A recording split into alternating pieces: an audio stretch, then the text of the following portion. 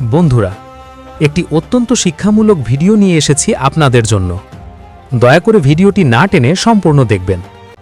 গল্পটি ভালো লাগলে একটি লাইক এবং শেয়ার করে দেবেন, আর এমন আরও গল্প দেখতে চ্যানেলটি সাবস্ক্রাইব করে পাশে থাকবেন। আয়াজ গভীর ঘুমে অচেতন থাকার পর হঠাৎ জেগে উঠে পাগলের মতো চিৎকার করতে করতে দৌড়াচ্ছে। তার পেছনে কিছু লোক দৌড়াচ্ছে। আমার আয়নাহুর কোথায়? তোমরা আমাকে যেতে দাও, আমি আমার আয়নাহুরের কাছে যাব। আরে থামো তো যুবক, কি হয়েছে তোমার?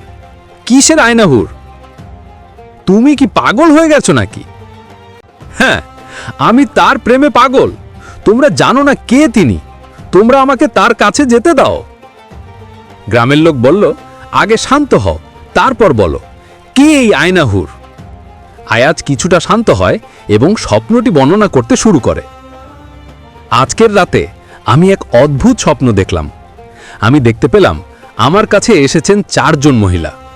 তাদের রূপ সৌন্দর্য ভাষায় প্রকাশ করার মতো নয়। তাদের হাত ধরে আমি চলতে শুরু করলাম। মনে হলো যেন কোনো রাজকীয় পথ। যেতে যেতে আমরা পৌঁছালাম এক বিশাল দরজার কাছে। দরজার ওপার থেকে ভেসে এলো কিছু রমণীর আওয়াজ। কে এসেছে? 4 জন মহিলা বলল, আয়নাহুরের স্বামী এসেছেন, পথ দাও। ভেতর থেকে তারা বলল, আয়নাহুরের স্বামী, ভেতরে আসুন, উনি সামনে আছেন। এদের দেখেই আমি ভাবলাম, এরাই বুঝি আমার আয়নাহুর। এমন সৌন্দর্য জীবনে দেখিনি।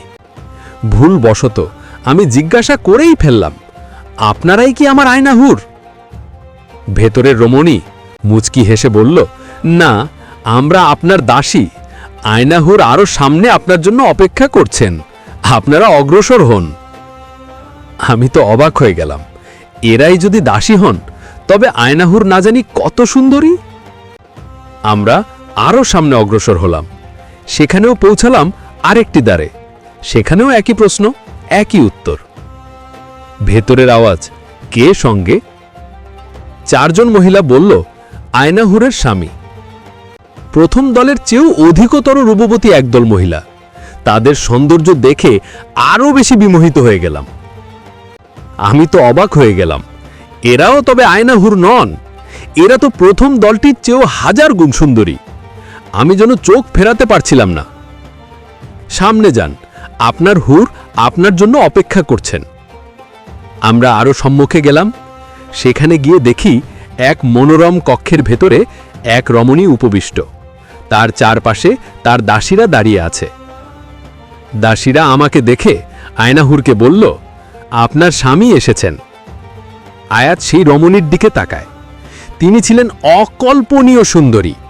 তার চেহারায় এক ঐশ্বরিক জ্যোতি। আয়াজ তার দিকে তাকিয়ে আমি হতবাক হয়ে গেলাম।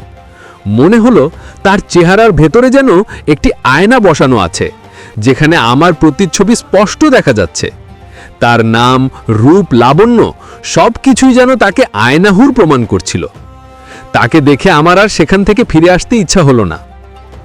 আয়নাহুর স্নেহ ভরা মিষ্টি কণ্ঠে বলল, আমার প্রিয় স্বামী, আপনার সাথে আমার মিলন হবার সময় এখনো হয়নি, তবে খুব শীঘ্রই আপনার সঙ্গে আমার মিলন হবে।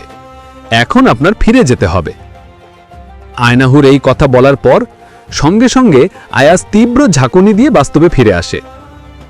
এইসব শোনার পরই আমার ঘুম ভেঙে যায়। এখন তোমরা বলো, আমি কি তাকে ছেড়ে শান্ত থাকতে পারি? এই আশ্চর্যজনক ঘটনাটি আমাদের এক গভীর শিক্ষণীয় বার্তা দেয়। শিক্ষণীয় বার্তা, জীবনের প্রধান শিক্ষা, চারিত্রিক পবিত্রতার প্রতিদান। যুবকটির এই স্বপ্ন আমাদের মনে করিয়ে দেয় যে যখন কোনো মানুষ আল্লাহর রাস্তায় মেহনত করে এবং কঠোরভাবে নিজের চরিত্রকে হেফাজত করে, বিশেষ করে দুনিয়ার সকল পাপ ও সৌন্দর্যের আকর্ষণ থেকে, তখন আল্লাহ তার জন্য কি পুরস্কার প্রস্তুত রাখেন।